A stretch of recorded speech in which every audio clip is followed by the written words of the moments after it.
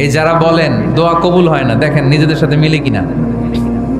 এই 5টা শর্ত যদি পাওয়া যায়, মুহূর্তেই আপনার দোয়া আরশে যে নক করবে। 1 নাম্বার শর্ত আকলুল হালাল, হালাল খাওয়া। 2 নাম্বার শর্ত দোয়াটা করতে হবে একজনের কাছে, তিনি কে? চাইতে হবে একজনের কাছে, তিনি কে? 3 নাম্বার ইয়াকিন থাকতে হবে যে আমার দোয়াটা কবুল হচ্ছে।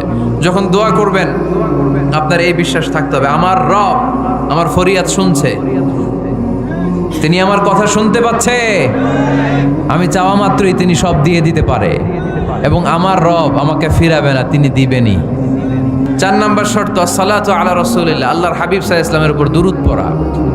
কুল্লু দুআ মাহজুব মাওকুফুন বাইনাস সামাই ওয়াল আরদ, আমরা যা দোয়া করি সব আকাশ জমিনের মাঝখানে পেন্ডিং হয়ে থাকে। মা লাম ইউসাল্লা আলাইহি, আল্লাহর হাবিব বললেন যতক্ষণ না আমার উপর দুরূদ শরীফ পড়া হয়।